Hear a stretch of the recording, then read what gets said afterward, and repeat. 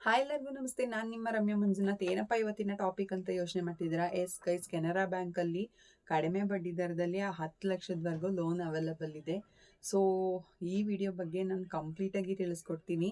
So ವಿಡಿಯೋನ skip ಮಾಡದೆ ನೋಡಿ ಅಂತ ಹೇಳ್ತಾ, ಎಸ್ ಗೈಸ್, ಕೆನರಾ ಬ್ಯಾಂಕ್ ಇವಾಗ 2-3 ಡೇಸ್ ಬ್ಯಾಕಲ್ಲಿ ನಿಮಗೆ ಒಂದು ಆದೇಶನ ಹೊರಡಿಸಿದೆ. ಯಾರೆಲ್ಲ ಪರ್ಸ್ನಲ್ ಲೋನ್ಗೆ ಟ್ರೈ ಮಾಡ್ತಿದ್ದೀರಾ ಅವ್ರಿಗೆಲ್ಲ ಒಳ್ಳೆ ಗುಡ್ ನ್ಯೂಸ್ ಅಂತಲೇ ಹೇಳ್ಬೋದು. ಹೌದು, ನೀವೇನಾದರೂ ಕೆನರಾ ಬ್ಯಾಂಕಲ್ಲಿ ಅಕೌಂಟ್ ಹೊಂದಿದ್ದೀರಾ, ಹಾಗಿದ್ರೆ ಪರ್ಸ್ನಲ್ ಲೋನ್ಗೋಸ್ಕರ ತುಂಬ ಕಡೆ ಟ್ರೈ ಮಾಡಿದ್ದೀರಾ. ಸೊ ಇಲ್ಲೊಂದು ಕಡೆ ಟ್ರೈ ಮಾಡಿ, ತುಂಬ ಚೆನ್ನಾಗಿ ನಿಮಗೆ ಕಡಿಮೆ ಬಡ್ಡಿ ದರದಲ್ಲಿ ಬೇಗ ನಿಮಗೆ ಲೋನ್ ಸಿಗೋ ಥರ ಫೆಸಿಲಿಟೀಸ್ನ ಕೊಡ್ತಾರೆ ಅಂತಲೇ ಹೇಳ್ಬೋದು.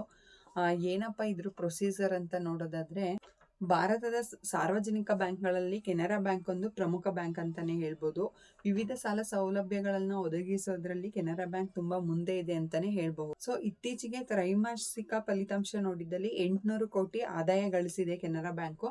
ಸೊ ಹಾಗಾಗಿ ಈ ಕೆನರಾ ಬ್ಯಾಂಕ್ ಅಕೌಂಟ್ ಹೋಲ್ಡರ್ಸ್ ಏನಿದ್ದೀರಾ ಅವರಿಗೆಲ್ಲ ಒಂದು ಗುಡ್ ನ್ಯೂಸ್. ಪರ್ಸನಲ್ ಲೋನ್ ನಿಮ್ಮ ಡಿಫ್ರೆಂಟ್ ಟೈಪ್ಸ್ ಆಫ್ ಡಾಕ್ಯುಮೆಂಟ್ಸ್ ಮೇಲೆ ಅವೈಲಬಲ್ ಕೊಡಬೇಕು ಅಂತ ಅಂದ್ಬಿಟ್ಟು ಕೆನರಾ ಬ್ಯಾಂಕ್ ತೀರ್ಮಾನಿಸಿದೆ ಅಂತಾನೆ ಹೇಳ್ತೀನಿ. ಭಾರತದ ಸಾರ್ವಜನಿಕ ಬ್ಯಾಂಕ್ಗಳಲ್ಲಿ ಜನರಿಗೆ ಪರ್ಸನಲ್ ಲೋನ್ ಕೊಡೋದ್ರಲ್ಲಿ ಕೆನರಾ ಬ್ಯಾಂಕ್ ಮುಂದೆ ಇದೆ ಅಂತಾನೆ ಹೇಳ್ಬೋದು. ನೆಕ್ಸ್ಟ್ ನೀವು ಇದನ್ನ ಯಾವ ತರ ಸೌಲಭ್ಯನ ಪಡ್ಕೊಬೇಕು ಅಂತಂದ್ರೆ, ನಿಮ್ಮ ಆನ್ಲೈನ್ ಅಪ್ಲಿಕೇಶನ್ ಕೂಡ ಹಾಕ್ಬೋದು. ಇಲ್ಲ ಅಂತಂದ್ರೆ ನಿಮ್ಮ ನಿಯರೆಸ್ಟ್ ಬ್ರಾಂಚ್ಗಳಲ್ಲಿ ಹೋಗಿ ವಿಚಾರಿಸ್ಬೋದು. ಬಟ್ ಒಂದು ಕಂಡೀಷನ್, ನೀವು ಅಲ್ಲಿ ಅಕೌಂಟ್ ಹೋಲ್ಡರ್ ಆಗಿದ್ರೆ ಮಾತ್ರ ನೀವು ಅಲ್ಲಿ ಹೋಗ್ಬಿಟ್ಟು ವಿಚಾರಿಸ್ಬೇಕಾಗುತ್ತೆ. ಅಕೌಂಟ್ ಹೋಲ್ಡರ್ಗೆ ಮತ್ತೆ education loan, health insurance loan ಮತ್ತೆ ಡಿಫ್ರೆಂಟ್ ಟೈಪ್ಸ್ ಆಫ್ ಲೋನ್ನ ಅವೈಲಬಲ್ ಕೊಡ್ತಾ ಇದೆ ಕೆನರಾ ಬ್ಯಾಂಕ್ ಅಂತಾನೆ ಹೇಳ್ಬೋದು. ವಿಶೇಷತೆ ಏನು ಅಂತ ನೋಡೋದಾದ್ರೆ, ಬ್ಯಾಂಕ್ ಕಡಿಮೆ ಬಡ್ಡಿ ದರದಲ್ಲಿ ನಿಮಗೆ ಸಾಲ ಸೌಲಭ್ಯನ ಒದಗಿಸಿ ಕೊಡ್ತಾ ಇದೆ. ಮತ್ತೆ ನಿಮ್ಮ ಸಾಲದ ಪ್ರೊಸೀಜರ್ ಏನಿದೆ, ಡಾಕ್ಯುಮೆಂಟೇಶನ್, ಅದನ್ನೆಲ್ಲ ತುಂಬಾ ಅತಿ ತೀರಾ ಕಡಿಮೆ ಸಮಯದಲ್ಲಿ ಮಾಡ್ಕೊಳ್ಳೋ ತರ ನಿಮ್ಗೊಂದು ಅವಕಾಶನ ಕಲ್ಪಿಸ್ಕೊಟ್ಟಿದೆ ಅಂತಾನೆ ಹೇಳ್ಬೋದು. ಇಂಟ್ರೆಸ್ಟ್ ಎಷ್ಟಪ್ಪ ಅಂತ ನೋಡೋದಾದ್ರೆ, ಪರ್ ಇಯರ್ 10.50% ಅಂತಾನೆ ಹೇಳ್ಬೋದು. ಡಿಪೆಂಡ್ ಅಪಾನ್ ಯುವರ್ ಡಾಕ್ಯುಮೆಂಟೇಶನ್ ಅಂತಾನೆ ಹೇಳ್ಬೋದು. ಸೊ ನಿಮ್ಮ ಸಿವಿಲ್ ಸ್ಕೋರ್ ಅಂಡ್ ನಿಮ್ಮ ಡಾಕ್ಯುಮೆಂಟ್ ಮೇಲೆ, ನೀವು ಯಾವ್ಯಾವ ಡಾಕ್ಯುಮೆಂಟೇಶನ್ ಮೇಲೆ ಲೋನ್ ಮಾಡಿಸ್ಕೊಂತಿದ್ದೀರಾ, ಇನ್ ಕೇಸ್ ನೀವು ಎಜುಕೇಶನ್ ಲೋನ್ ಆಗಿರ್ಬೋದು, ಅಥವಾ ಕೃಷಿಗೋಸ್ಕರ ಲೋನ್ ಮಾಡಿಸ್ಕೊಂತ ಇರ್ಬೋದು, ಅಥವಾ ಬೇರೆ ಬೇರೆ ಹೆಲ್ತ್ ಪರ್ಪಸ್ ಆಗಿರ್ಬೋದು, ತುಂಬಾ ಬೇರೆ ಬೇರೆ ಪರ್ಪಸ್ಗಳಿಂದ ಎಲ್ಲ ಲೋನ್ ಮಾಡಿಸ್ಕೊಂತಿದ್ದೀರಾ ಅಂತಂದ್ರೆ, ಡಿಪೆಂಡ್ ಅಪಾನ್ ಆ ಲೋನ್ಗೆ ಏನೇನು ಡಾಕ್ಯುಮೆಂಟೇಶನ್ ಬೇಕೋ ಅದ್ರ ಮೇಲೆ ನಿಮಗೆ ಇಂಟ್ರೆಸ್ಟ್ನ ಕನ್ಸಿಡರ್ ಮಾಡುತ್ತೆ ಅಂತಾನೆ ಹೇಳ್ಬೋದು. ದೆನ್ ನೋಡೋದಾದ್ರೆ, ಈ ಬ್ಯಾಂಕ್ ನಮಗೆ ಗ್ರಾಹಕರ ಆದಾಯದ ಮೇರೆಗೆ ಸಾಲವನ್ನು ನೀಡುತ್ತದೆ. ಫಾರ್ ಎಕ್ಸಾಂಪಲ್ಸ್, ಕೆಲವೊಬ್ಬರಿಗೆ ಕಡಿಮೆ ಬಿಸ್ನೆಸ್ ಲೋನ್ ಆಗಿರ್ಬೋದು, ಅಥವಾ ಪರ್ಸನಲ್ ಲೋನ್ ಆಗಿರ್ಬೋದು, ಸ್ಯಾಲ್ರಿ ಸ್ಲಿಪ್ ಮೇಲೆ ಲೋನ್ ಆಗಿರ್ಬೋದು, ಇದೆಲ್ಲ ತುಂಬಾ ಕಡಿಮೆ ದರದಲ್ಲಿರುತ್ತೆ. ಸೊ ಅಂತರಿಗೆ ಏನಪ್ಪಾ ಅಂತಂದ್ರೆ, ಡಿಪೆಂಡ್ ಅಪಾನ್ ಅವ್ರ ಸ್ಯಾಲ್ರಿ, ಈಗ ಮೋರ್ ದೆನ್ 15,000 ಟು 10 lakh ತನಕ ನಿಮಗೆ ಲೋನ್ ಅವೈಲೇಬಲ್ ಇದೆ. ಸ್ಯಾಲ್ರಿ ಮತ್ತೆ ಕ್ರೆಡಿಟ್ ಸ್ಕೋರ್ ಹೇಗಿದೆ ಅನ್ನೋದ್ರ ಮೇಲೆ ನಿಮಗೆ ಲೋನ್ ಸಿಗೋದು ಡಿಪೆಂಡ್ ಅಪಾನ್ ಆಗಿರುತ್ತೆ ಅಂತಾನೆ ಹೇಳ್ತೀನಿ. ನೀವು ಈ ಲೋನ್ ತಗೊಂಡಾದ್ಮೇಲೆ ಹೇಗಪ್ಪ ರಿಟರ್ನ್ ಮಾಡೋದು ಅಂತ ಅಂದ್ಬಿಟ್ಟು ಯೋಚನೆ ಮಾಡ್ತಿರ್ಬೋದು. ಸೊ ಒಂದೇ ಸರಿ ಡೆಪಾಸಿಟ್ ಮಾಡ್ಕೊಳ್ಳಿ ಅಂತ ಅಂದ್ಬಿಟ್ಟು ಯಾರು ನಿಮಗೆ ಫೋರ್ಸ್ ಮಾಡಲ್ಲ. ಸೊ ಮಾಸಿಕ ಕಂತುಗಳಲ್ಲಿ ನೀವು ಈ ಲೋನ್ನ ಕ್ಲಿಯರ್ ಮಾಡ್ಕೊಬೋದು. ಹೇಗಪ್ಪ ಅಂತಂದ್ರೆ, ಮಂತ್ಲಿ ನಿಮ್ಮ ಸ್ಯಾಲ್ರಿ ಏನಿರುತ್ತೆ ಅದ್ರ ಮೇಲೆ ನಿಮ್ಗೆ ಇಷ್ಟು % ಅಂತ ಕನ್ಸಿಡರ್ ಮಾಡಿ, ಅದಕ್ಕೆ ನಿಮಗೆ ನಿಮ್ಮ ಡಾಕ್ಯುಮೆಂಟೇಶನ್ ಏನು ಕೊಡ್ತೀರಾ ಅದ್ರ ಮೇಲೆ ಇಂಟ್ರೆಸ್ಟ್ನ ಚಾರ್ಜ್ ಮಾಡಿ ನಿಮಗೆ ಮಾಸಿಕ ಕಂತುಗಳಲ್ಲಿ ಲೋನ್ನ ಕ್ಲಿಯರ್ ಮಾಡ್ಕೊಳ್ಳೋಕ್ಕೆ ಒಂದು ಅವಕಾಶನ ಕೊಡ್ತಾ ಇದೆ ಅಂತಲೇ ಹೇಳ್ಬೋದು.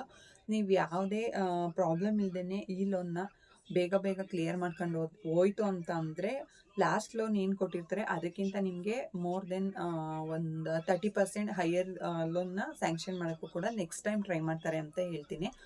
ನೆಕ್ಸ್ಟ್ 0.5 to 1% ನಿಮಗೆ ಇಂಟ್ರೆಸ್ಟ್ ಬೀಳುತ್ತೆ, ವಿತ್ GST ಅಂತಾನೆ ಹೇಳಕ್ ಇಷ್ಟಪಡ್ತೀನಿ.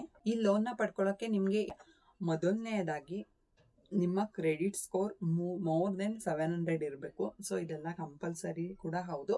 ಇನ್ ಕೇಸ್ ನಿಮ್ಗೆ ಏನಾದರೂ ಕ್ರೆಡಿಟ್ ಸ್ಕೋರ್ ಡೌನ್ ಆಗಿತ್ತು ಅಂತ ಅಂದರೆ, ಗೋಲ್ಡ್ನ ಇಟ್ಟು ರಿಲೀವ್ ಮಾಡಿಸಿ.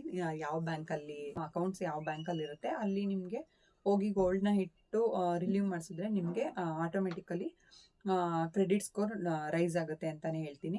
ನೆಕ್ಸ್ಟು, ಈ ಲೋನ್ ತಗೊಳ್ಳೋಕ್ಕೆ ವಿಶೇಷತೆಗಳು ಏನು, ಅರ್ಜಿದಾರರು ಏನೇನು ಕ್ವಾಲಿಫೈಡ್ ಆಗಿರಬೇಕು ಅಂತ ನೋಡೋದಾದರೆ, ಫಸ್ಟ್ನೇದಾಗಿ 21 ವರ್ಷದಿಂದ 60 ವರ್ಷದೊಳಗಡೆ ಇರಬೇಕು. ಮತ್ತು ಅವರ ಸ್ಯಾಲ್ರಿ ಮೋರ್ ದೆನ್ 15,000 ಇರಬೇಕು. ಸ್ಯಾಲ್ರಿ ಸ್ಲಿಪ್ ಇರಬೇಕು. ಅಥವಾ ಬಿಸ್ನೆಸ್ ಮ್ಯಾನ್ ಆಗಿತ್ತು ಅಂತ ಅಂದರೆ ನಿಮ್ಮ 3 months ಅಕೌಂಟ್ ಸ್ಟೇಟ್ಮೆಂಟ್ ಇರಬೇಕು. ನಿಮಗೆ ಬೈ ಹ್ಯಾಂಡ್ ಕ್ಯಾಶ್ ಸಿಗ್ತಾ ಇದೆ ಅಂತ ಅಂದ್ರೂ ಕೂಡ ನಿಮಗೆ ಅಕೌಂಟ್ ಹೋಲ್ಡರ್ ಆಗಿದ್ರೆ ಕೆನರಾ ಬ್ಯಾಂಕಲ್ಲಿ ನಿಮಗೆ ಲೋನ್ ಕೊಡಿಸ್ಲಿಕ್ಕೆ ಸ್ವಲ್ಪ ಪ್ರೊಸೀಜರ್ ಪ್ರಕಾರ ಒಂಚೂರು ಮುಂದಾಗಿ ಬರ್ತಾರೆ ಅಂತಲೇ ಬೇಕು. ಅಂತ ನೋಡೋದಾದರೆ, ಆಧಾರ್ ಕಾರ್ಡ್ ಬೇಕು, ಮತ್ತು ವಾಸಸ್ಥಳ ದೃಢೀಕರಣ ಪತ್ರ, ನಿಮ್ಮದು ಮನೆದಿರೋ ಅಥವಾ ಓನ್ ಹೌಸೋ ಅದರದ್ದು ಆಗಿರ್ಬೋದು ಅಥವಾ ನಿಮ್ಮದು ಬಾಡಿಗೆ ಮನೆ ಆಗಿತ್ತು ಅಂತ ಅಂದರೆ ಒಪ್ಪಂದದ ಪತ್ರ ಅಂತ ಇರುತ್ತೆ, ಈ ಲೀಸ್ಗೋ ರೆಂಟ್ಗೋ ಒಟ್ನಲ್ಲಿ ಡಾಕ್ಯುಮೆಂಟ್ ಅಂತ ಮಾಡಿ ಡಾಕ್ಯುಮೆಂಟ್ ಒಂದು ಪತ್ರ ಇರಬೇಕು. ಮತ್ತು ಸ್ವಂತ ಮನೆ ಆಗಿದ್ದರೆ ಲೈಟ್ ಬಿಲ್ ಇರಬೇಕು ಅಥವಾ ಇರಬೇಕಾಗುತ್ತೆ. Next Aadhaar card, PAN card ಇದೆಲ್ಲ ಕಂಪಲ್ಸರಿ ಇರಲೇಬೇಕಾಗುತ್ತೆ ಅಂತಲೇ ಹೇಳ್ತೀನಿ. ಸೊ ಲಾಸ್ಟಲ್ಲೇ ತಿಳಿಸ್ಕೊಟ್ಟೆ 3 ಮಂತ್ಸ್ ಸ್ಯಾಲ್ರಿ ಸ್ಲಿಪ್ ಇರಬೇಕಾಗುತ್ತೆ ಅಂತ ಅಂದ್ಬಿಟ್ಟು. ನೆಕ್ಸ್ಟು ಬ್ಯಾಂಕ್ ಸ್ಟೇಟ್ಮೆಂಟು ಬಿಫೋರ್ ಎಲ್ಲ 3 ಮಂತ್ಸ್ದು ಎಕ್ಸ್ಪೆಕ್ಟ್ ಮಾಡ್ತಾಯಿದ್ರು, ಬಟ್ ಇವಾಗ 6 ಮಂತ್ ಬ್ಯಾಂಕ್ ಸ್ಟೇಟ್ಮೆಂಟ್ನ ಕೂಡ ಕೇಳ್ತಾ ಇದ್ದಾರೆ. ನೆಕ್ಸ್ಟ್ ಅದ್ರ ಜೊತೆಗೆ ಒಂದು 5 ರಿಂದ 6 ಬ್ಯಾಂಕ್ ಪಾಸ್ಪೋರ್ಟ್ ಸೈಜ್ ಫೋಟೋ ಅಂತ ಅಂದ್ಬಿಟ್ಟು.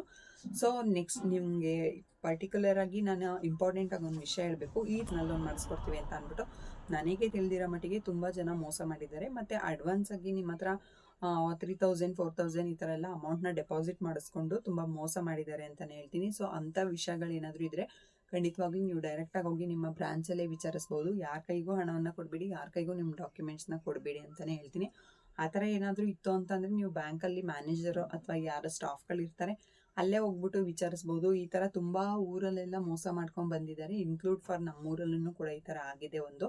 ಬಟ್ ಈಗ 3 ಮಂತ್ಸ್ ಆಗಿದೆ. ಮೋರ್ ದೆನ್ ಪರ್ ಹೆಡ್ ಅವರು 2800 3000 ನಿಯರೆಸ್ಟ್ ಕಲೆಕ್ಟ್ ಮಾಡಿದ್ದಾರೆ. ಇದುವರೆಗೂ ಒಬ್ರಿಗೂ ಲೋನ್ ಮಾಡಿಸ್ಕೊಟ್ಟಿಲ್ಲ ಅಂತ ಹೇಳ್ತಾ, ನೀವು ನಿಮ್ಮೂರಿಗೆ ಯಾರಾದರೂ ಬಂದು ಒಂದು ಗ್ರೂಪ್ ಮಾಡಿ ಲೋನ್ ಕೊಡಿಸ್ಕೊಡ್ತಾ ಇದ್ದೀವಿ, ಇದು ಕೆನರಾ ಬ್ಯಾಂಕಿಂದ ಬಂದಿರೋದು ಪರ್ಸ್ನಲ್ ಲೋನು ಅಥವಾ ಸ್ವಸಹಾಯ ಸಂಘದ ಲೋನು, ಆ ಥರ ಏನಾದರೂ ನಿಮಗೆ ಮಿಸ್ಗೈಡ್ ಮಾಡ್ತಾ ಅಂದರೆ ಖಂಡಿತವಾಗ್ಲೂ ಗೈಸ್ ನೀವು ಅವ್ರ ಮೇಲೆ ಆ್ಯಕ್ಷನ್ ತಗೊಳ್ಳಿ ಅಂತ ಹೇಳ್ತಾ, ಯಾರ ಕೈಗೂ ನಿಮ್ಮ ಡಾಕ್ಯುಮೆಂಟ್ಸ್ ಮತ್ತು ನಿಮ್ಮ ಫೋಟೋಸ್ ಆ್ಯಂಡ್ ನಿಮ್ಮ ದುಡ್ಡನ್ನ ಕಳ್ಕೊಬೇಡಿ ಅಂತ ಹೇಳ್ತಾ, ಈ ವಿಡಿಯೋ ಎಲ್ಲರಿಗೂ ಇಷ್ಟ ಆಗಿದೆ ಅಂತ ಭಾವಿಸ್ತೀನಿ. I hope